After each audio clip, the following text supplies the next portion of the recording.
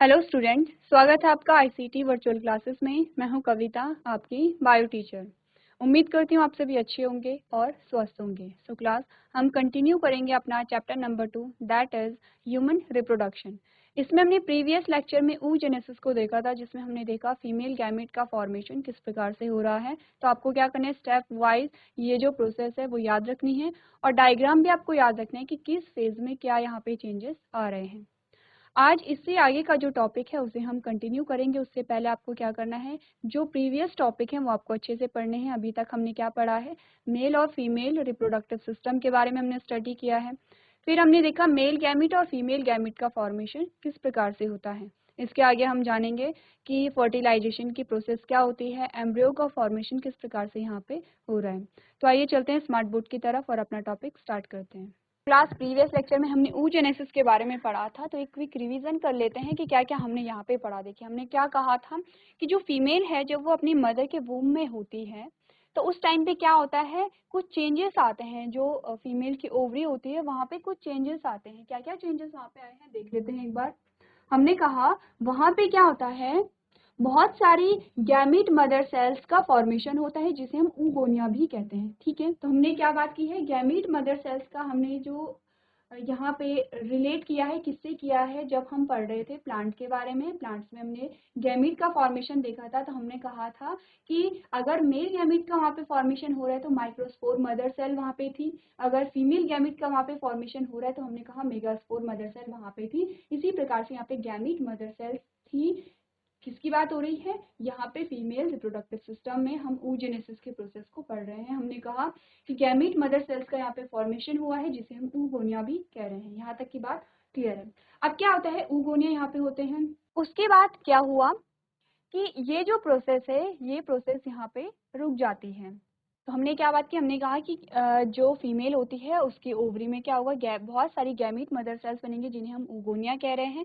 लेकिन क्या होता है, ये प्रोसेस आधी ही रुक जाती है, क्योंकि जैसे ही फीमेल का बर्थ होता है ये कोई भी प्रोसेस यहाँ पे नहीं होगी और ना ही यहाँ पे नया oogonia ऐड होगा।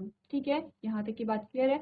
फिर हमने कहा कि जो oogonia होता है वो क्या करता है, प्राइमरी oocyte में कन्वर्ट हो जाता है। ठीक है, देन हमने क्या बोला, जो प्राइमरी oocyte होता है वो यहाँ पे क्या करेगा, प्राइमरी फॉलिकल का फॉर्मेशन करेगा। ठीक है, अब यहाँ पे ध्यान दीजिए, इस लाइन को पढ़िए। Between birth to puberty, a large number of primary follicles get degenerated. Therefore, there are only about 60 to 80 primary 60,000 to 80,000 primary follicles available in the ovary at the time of puberty. तो हमने क्या बात की, हमने कहा देखिए सबसे पहले क्या हो रहा है, गैमीट मदर सेल्स बन रही है जिन्हें हम oogonia कह रहे हैं। oogonia प्राइमरी oocyte में कन्वर्ट हुई, प्राइमरी oocyte से क्या बना, प्राइमरी फॉलिकल्स बना है।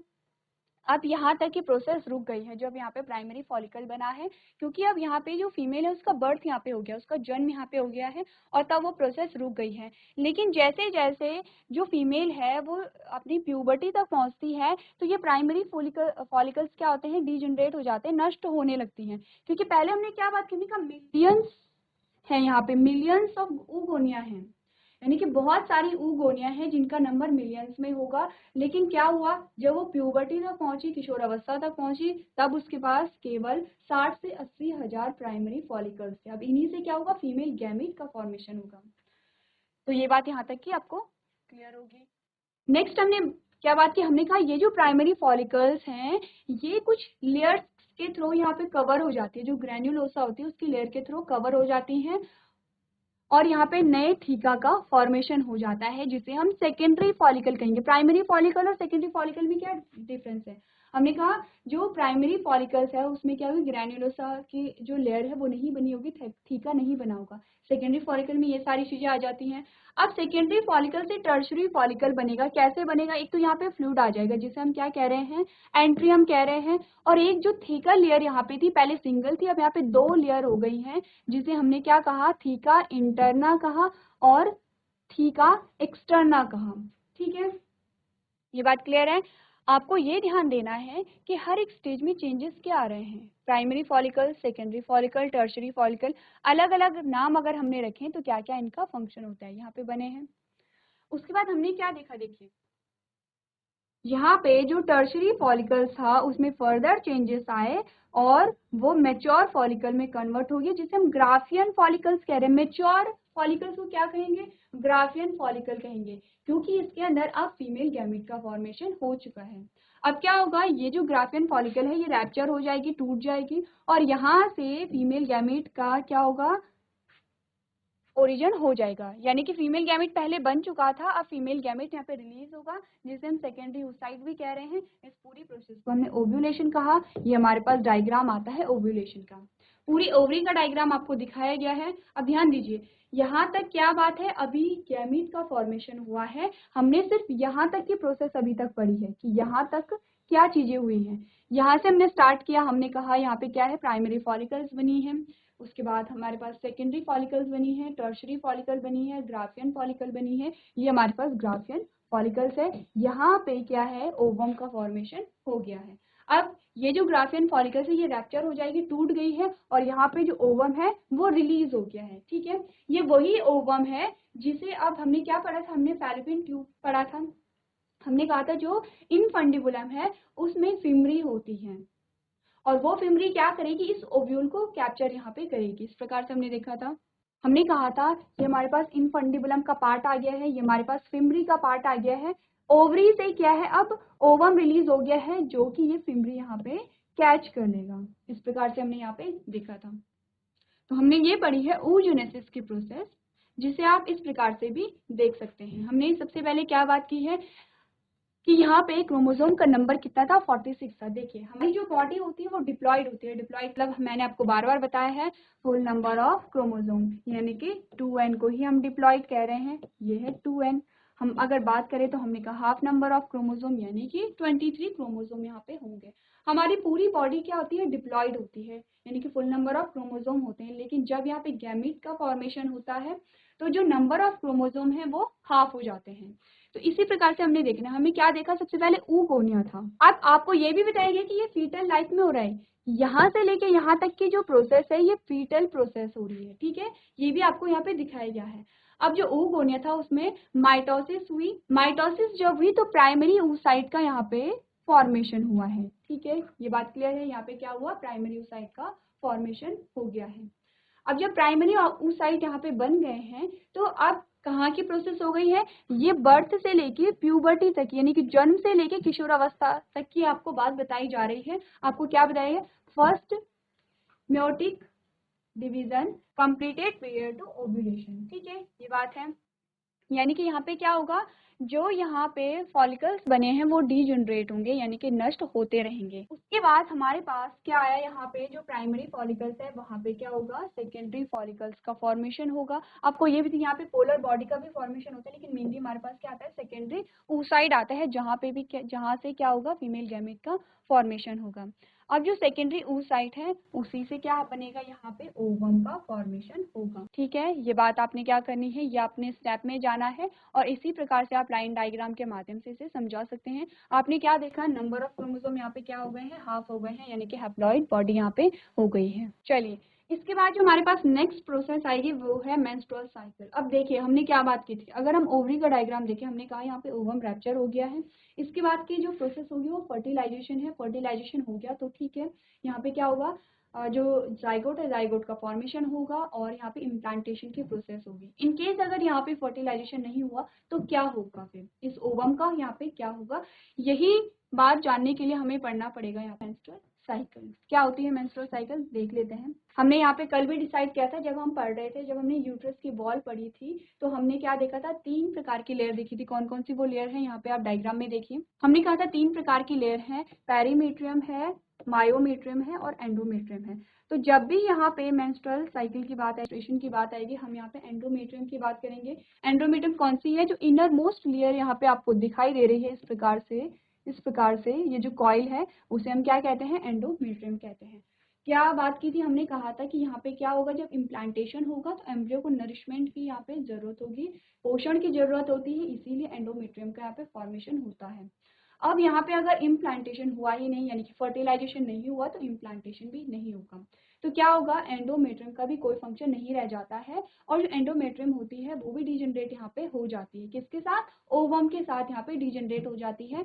तो इसी प्रकार से एंडोमेट्रियम का जो फॉर्मेशन है वो हर साइकिल में यहाँ पे होता रहता है, क्योंकि यहाँ पे प्रिपरेशन चल रही है कि यहाँ पे क्या होगा, फर्टिलाइजेशन होगा और एम्ब्रियो का फॉर्मेशन होगा। तो उसके लिए हर जो मंथ जो साइकिल चलती रहती है वहाँ पे क्या होती है, प्रिपरेशन होती रहती है। तो आपको बताया गया है, this is the productive cycle that start from the menstruation till the next one. Next आपको बताया गया है, it mainly occurs in female primates like monkeys, apps and human beings. ठीक है, किसमें पाया जाता है? प्राइमेट में पाया जाता है। अब आपको क्या यहाँ पे देखना है, आपके लिए होमवर्क है, आपको ये देखना है प्राइमेट और नॉन प्राइमेट में क्या डिफरेंस है। जब हमने यहाँ पे आपने देखा होगा, जब हमने रिप्रोडक्शन का बेसिक इंट्रोडक्शन देखा था, वहाँ पे हमने प्राइमेट और नॉन प्राइमेट की बात की थी। तो आपको क्या करना है, डिफरेंस देखना है दोनों में क्या डिफरेंस है, क्योंकि हम पढ़ चुके हैं। तो आप जो पीछे के टॉपिक हैं उन्हें भी आप रिवाइज करते चले जाएंगे। तो आपको बताया गया कि जो यहाँ पे मेंस्ट्रुअल साइकिल है वो प्राइमेट में पाया जाता है, जैसे कि मंकी है, एप्स है और ह्यूमन बींग्स है। और ह्यूमन बींग्स में किसकी बात हो रही है, यहाँ पे फीमेल की बात हो रही है, ये आप ध्यान रखेंगे। The cycle repeats at an interval of 28 to 35 days, यानी कि 28 से 35 दिन की ये साइकिल होती है और रिपीट होती रहती है हर month. And normally release 1 egg per cycle. अब क्या कह रहा है ये, कि ये जो साइकिल है ये 28 से 35 दिन की एक साइकिल होती है। नॉर्मली हम क्या कहते हैं, 28 दिन की साइकिल होती है। और हर एक साइकिल में क्या होता है, एक एग रिलीज होता है। एग यानी कि ओवम रिलीज हो रहा है, यानी कि हर एक साइकिल में फीमेल गैमीट का फॉर्मेशन होगा और फीमेल गैमीट यहाँ पे रिलीज होगा। ठीक है, this cycle is important for the production of oocytes and for the preparation of uterus for pregnancy. ये कह रहा है कि ये जो साइकिल है, ये जो प्रोसेस है, ये जो पूरी 28 दिन की साइकिल चल रही है, ये किस किस के लिए इंपॉर्टेंट? एक तो oocyte के फॉर्मेशन के लिए है, oocyte का प्रोडक्शन हो रहा है, जो फीमेल गैमेट है उसका प्रोडक्शन इसी साइकिल में हो रहा है। दूसरे क्या करते हैं, यूट्रस को प्रेगनेंसी के लिए तैयार कर रही है। कैसे? हमने क्या कहा, हमने कहा एंडोमेट्रियम का फॉर्मेशन हो रहा है और भी बहुत सारे चेंजेस यहाँ पे आ रहे हैं। तो इसका क्या मतलब है कि इस साइकिल के दौरान न सिर्फ यहाँ पे फीमेल गैमेट का फॉर्मेशन होगा, बल्कि जो यूट्रस है वो प्रेगनेंसी के लिए तैयार भी हो रही है। अब आपको मेंस्ट्रुएशन बताया गया है। In this process, the blood and mucosal tissues are regulatory discharge in the periodic manners. अब menstruation में क्या होता है? देखिए, menstrual cycle क्या होती है? ऐसी साइकिल है, ऐसा चक्र है जो 28 दिन का चक्र होता है, और इस चक्र में क्या होगा, फीमेल गैमेट का फॉर्मेशन होगा और यूट्रस प्रेगनेंसी के लिए प्रिपेयर होगी। ठीक है, ये एक प्रोसेस है। अब मेंस्ट्रुएशन क्या होती है? मेंस्ट्रुएशन एक प्रोसेस है, एक ऐसी प्रक्रिया है जिसमें क्या होता है, ब्लड के साथ कुछ टिश्यू, कुछ म्यूकोसल टिश्यू यहाँ पे क्या होंगे, रिलीज होते हैं। यहाँ पे क्या होता है, ब्लड और म्यूकोसल टिश्यू का डिस्चार्ज होता है, एक पीरियोडिक मैनर में हो रहा है, जिसे हम क्या कह रहे हैं, मेंस्ट्रुएशन कह रहे हैं। It occurs due to the breakage of inner lining of uterus. कह रहे हैं कि क्यों ये हो रहा है। हमने कहा कि जो यूट्रस है उसकी जो इनर लाइनिंग है उसके ब्रेकेज की वजह से यहाँ पे हो रहा है। तो हमने अगर यहाँ पे आप डायग्राम देखेंगे, देखिए हमने क्या बात की है, हमने कहा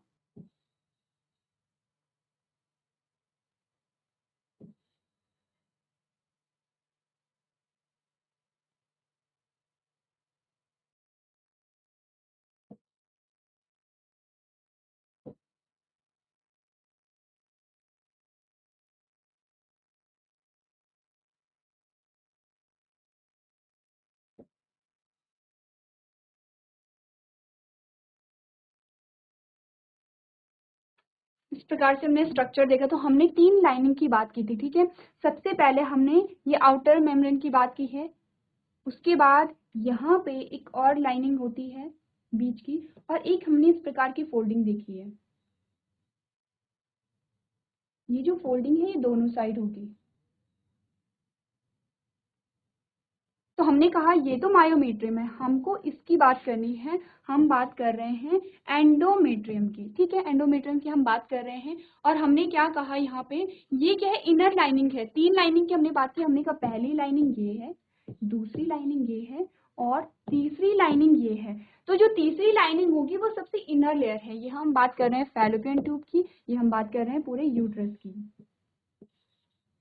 तो हमने क्या बात की, हमने कहा कि मेंस्ट्रुएशन एक ऐसी प्रोसेस है जिसमें ब्लड और म्यूकोशल टिश्यू डिस्चार्ज होते हैं। क्यों यहाँ पे ब्लड डिस्चार्ज हो रहा है? क्योंकि जो एंडोमेट्रियम है वो क्या होती है, ब्रेक डाउन हो जाती है, ठीक है। और ब्रेक डाउन जब होती है तो इसके साथ साथ एक तो यहाँ पे क्या आएगा, सेल्स आएंगी, कुछ टिश्यू आएंगे, और यहाँ पे क्या होगा, ब्लड का क्या होगा, ब्लड भी डिस्चार्ज होगा। उसके साथ साथ यहाँ पे जो ओवम है वो भी यहाँ पे क्या होगा, डिस्चार्ज होगा, ठीक है। ये बात क्लियर है, क्योंकि फर्टिलाइजेशन यहाँ पे नहीं हुआ है। तो आपको बताया रहा है this process takes place once a month and is called a period. यानी कि यहाँ पे क्या हो रहा है कि ये जो मेंस्ट्रुएशन की प्रोसेस है ये हर मंथ चलती है, 28 डेज की साइकिल होती है। अब आपको इतना पता है कि मेंस्ट्रुअल साइकिल क्या होती है, उसका टाइम पीरियड क्या है, इस ड्यूरेशन में क्या क्या चेंजेस आते हैं, यानी कि जो डिस्चार्ज हो रहा है वो किन किन चीज़ों का डिस्चार्ज हो रहा है। लेकिन आपको ये पता होना चाहिए कि जो यहाँ पे डिस्चार्ज हो रहा है वो किसकी वजह से हो रहा है, क्योंकि एंडोमेट्रियम यहाँ पे ब्रेक डाउन हो रही है। ये बात क्लियर है। इसके साथ ही आपको एक और बात याद रखनी कि ये सारे जो चेंजेस हो रहे हैं यहाँ पे हॉर्मोन्स का बहुत इंपॉर्टेंट होता है, यानी कि बहुत सारे जो हार्मोन्स होंगे वो यहाँ पे रिलीज हो रहे होंगे। जैसे कि जब हमने बात की थी, हमने कहा था जब मेल में गैमेटोजेनेसिस चल रही थी तो हमने कहा था कि वहाँ पे दो प्रकार के हार्मोन थे, एलएच और एफएसएच, जो क्या कर रहे थे, गैमीट फॉर्मेशन को रेगुलेट कर रहे थे, ठीक है। ये हमने पढ़ा था जब हमने देखा था कि एलएच और एफएसएच रिलीज हो रहे हैं पिट्यूटरी से, और फिर वो क्या करेंगे, यहाँ पे स्पर्मेटोजेनेसिस को रेगुलेट करेंगे। उसके बाद हमने ये भी देखा था कि ये क्या कर रहे हैं, जो इनके सिक्रीट होने का जो अमाउंट है, एलएच और एफएसएच क्या होते हैं, एक निश्चित मात्रा में ही सिक्रीट हो रहे हैं, निश्चित मात्रा में ही श्रावित हो रहे हैं। अगर अधिक मात्रा में श्रावित होते हैं तो ये क्या करते हैं, पिट्यूटरी को खुद ही नेगेटिव फीडबैक दे देते हैं। नेगेटिव फीडबैक देने का मतलब है कि ये बताते हैं कि यहाँ पे जो एलएच और एफएसएच के का जो अमाउंट है वो सफिशिएंट है, इससे ज़्यादा जो एलएच और एफएसएच हमें नहीं चाहिए, तो इसी को हम फीडबैक कहते हैं। और जैसे ही ये फीडबैक पिट्यूटरी को मिला था तो उसने क्या किया था, एलएच और एफएसएच के प्रोडक्शन को कम कर दिया था, ठीक है। तो वहाँ पे भी क्या था, हार्मोनल कंट्रोल चल रहा था, यहाँ पे भी हार्मोनल कंट्रोल चल रहा है, वो हम पढ़ेंगे। उससे पहले आपको क्या करना है, इस प्रोसेस के बारे में जानना है। अब आपके पास दो और शब्द आते हैं, आपने पढ़े भी होंगे क्योंकि हम छोटी क्लासेस से पढ़ते चले आ रहे हैं। दो शब्द, मीनार और मेनोपॉज, इंपॉर्टेंट होते हैं, आपको एमसीक्यू में आपसे पूछे जा सकते हैं। देखिए मीनार और मेनोपॉज क्या होता है, सिंपल सी बात है।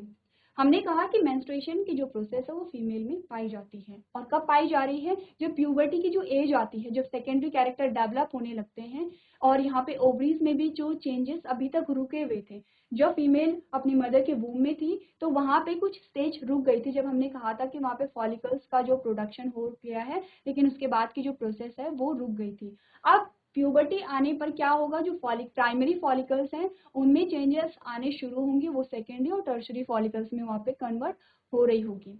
इसी के दौरान क्या होगा, यहाँ पे जो मेंस्ट्रुएशन की प्रोसेस है वो भी यहाँ पे स्टार्ट होगी। तो जो सबसे पहली मेंस्ट्रुअल साइकिल होती है, क्या बात हुई है, सबसे पहली जो मेंस्ट्रुअल साइकिल होगी उसे हम मीनार कहेंगे, ठीक है।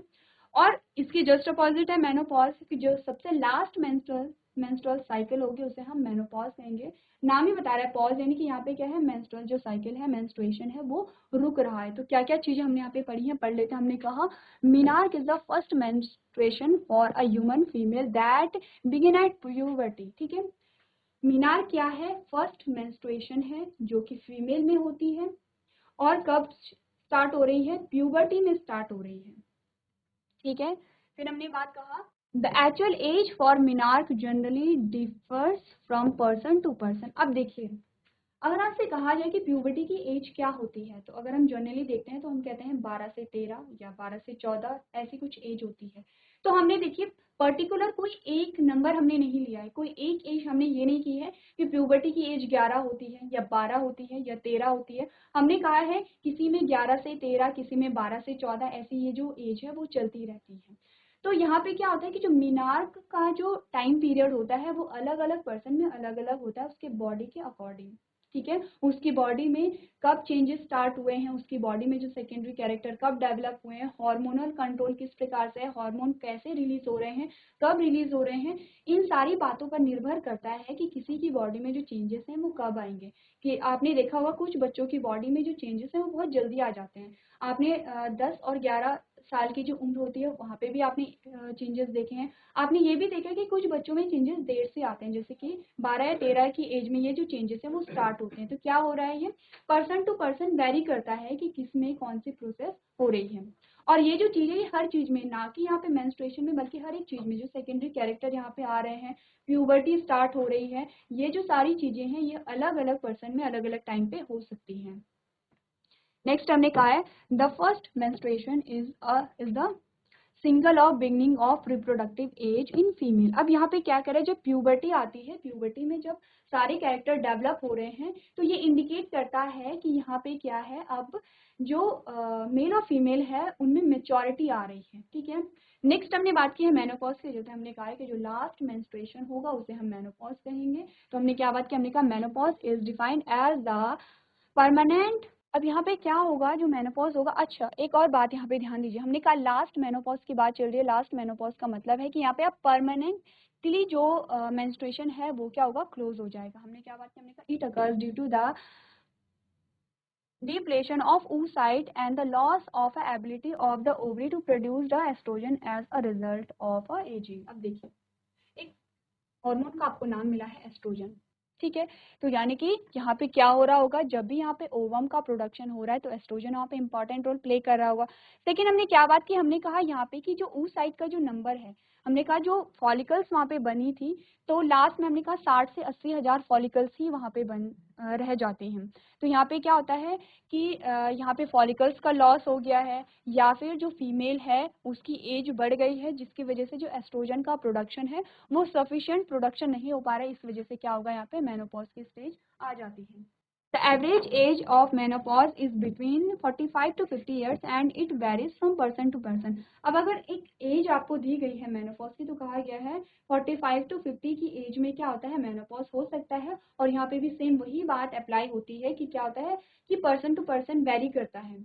किसी में 45 से पहले भी हो सकता है और किसी में 50 के बाद भी यहाँ पे हो सकता है। ठीक है, लेकिन अगर हम जनरली देखें तो जनरल जो एज होती है वो क्या होती है, 45 टू 50 यहाँ पे होती है। अब इसके बाद आपने सिर्फ अभी तक जर्नल इंट्रोडक्शन जाना है इस चीज का, मेंस्ट्रुएशन का। इसके बाद हम जानेंगे प्रोसेस में क्या क्या चीजें हो रही, कैसे कैसे चेंजेस आए हैं। तो अब हम डिटेल में बात करेंगे यहाँ पे। तो हमने कहा फेजेस ऑफ मेंस्ट्रुअल साइकिल, हमारे पास अलग अलग फेजेस आते हैं। सबसे पहला आता है मेंस्ट्रुअल फेज, सेकेंड आता है फॉलिकुलर फेज, तीसरा है ओव्यूलेशन और ल्यूटियल फेज। अब आप कहेंगे कि हमने ओव्यूलेशन की प्रोसेस पढ़ ली थी, हम यहाँ पे क्यों पढ़ रहे हैं। अब आपको पूरा बताया जा रहा है कि जब यहाँ पे यूट्रस जो प्रिपेयर कर रहा था, जो यूट्रस है वो एम्ब्रियो के डेवलपमेंट के लिए प्रिपरेशन कर रहा था, तो उसमें क्या क्या चेंजेस आए। यानी कि हम बात करेंगे कि एंडोमेट्रियम का जो फॉर्मेशन है वो किस प्रकार से हो रहा होगा, एंडोमेट्रियम के और क्या क्या यहाँ पे फंक्शन हो रहे होंगे, किस प्रकार से एंडोमेट्रियम का जब वहाँ पे प्रिपरेशन चल रही है, वहाँ पे एंडोमेट्रियम का निर्माण हो रहा है, तो कौन से हार्मोन की वजह से हुआ होगा। अब यहाँ पे हमने कहा कि फॉलिकुलर फेज हम पढ़ेंगे, ओव्यूलेशन भी यहाँ पे हो गया। ओव्यूलेशन के बाद हम देखेंगे कि यहाँ पे क्या होगा, फर्टिलाइजेशन नहीं होगा, तो किस प्रकार से यहाँ पे जो एंडोमेट्रियम है वो टूटेगी। यही सारी चीजें हमें क्या करनी है, डिटेल में पढ़नी है। तो सबसे पहले हम बात करेंगे मेंस्ट्रुअल फेज। तो ये सारी जो डिटेल है ये आपको पता है कि अगर हम इसके फ्लो की बात करें 3 to 5 डेज का होता है इन दिस फेज। अब देखिए, हम यहाँ से स्टार्ट कर रहे हैं और लास्ट में हम यहीं तक पहुँचेंगे। अगर फर्टिलाइजेशन नहीं हुआ है तब की बात यहाँ पे हो रही है। अगर फर्टिलाइजेशन हो जाएगा तो उसके बाद की स्टेज हम कहाँ पढ़ेंगे, हम पहले पढ़ेंगे फर्टिलाइजेशन, देन हम पढ़ेंगे कि एम्ब्रियो का जो डेवलपमेंट है उसके अलग अलग क्या स्टेज होती हैं, कैसे एम्ब्रियो से फीटस का फॉर्मेशन होता है, उसके बीच बहुत सारे स्टेप आते हैं, अलग अलग सेल स्टेज आती हैं, तो वो सारी सेल स्टेज हमें पढ़नी है।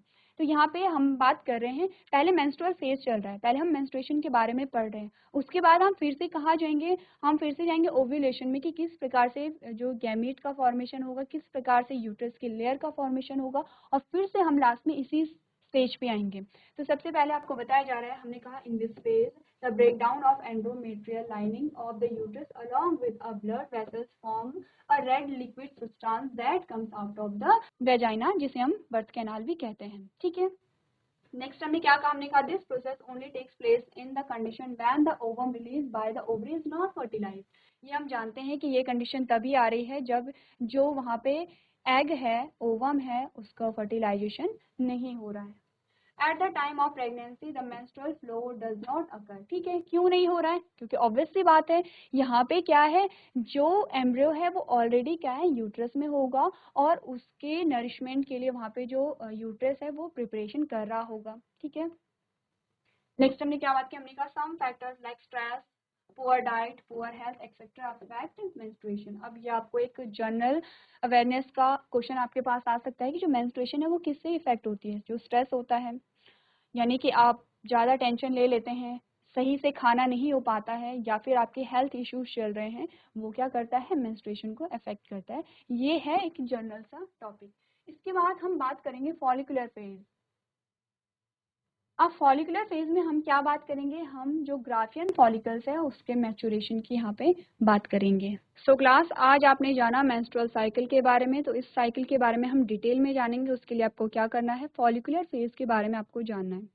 अब हम जानेंगे जो ओव्यूलेशन की प्रोसेस हमने पढ़ी है, उसे हम डायग्राम के माध्यम से जानेंगे कि किस फेज में क्या क्या यहाँ पे चेंजेस हो रहे हैं। तो आपको ये जो फेज है, फॉलिकुलर फेज है, उसे आपको घर से पढ़ के आना है। कल के सेशन में हम इसे कंटिन्यू करेंगे। तो अभी तक क्लास में बने रहने के लिए आपका धन्यवाद।